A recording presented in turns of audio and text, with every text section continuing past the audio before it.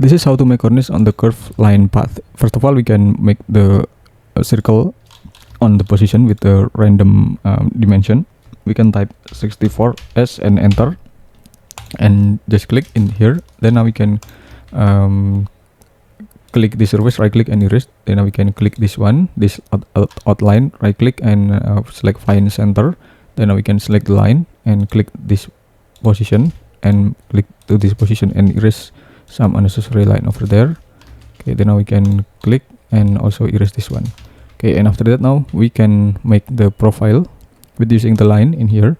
Then now we can click, and or maybe we can select copy, move, tap control and copy to see about the result. And then we can select the line and click this one and drag to the blue axis in here, and just we can make our own profile in this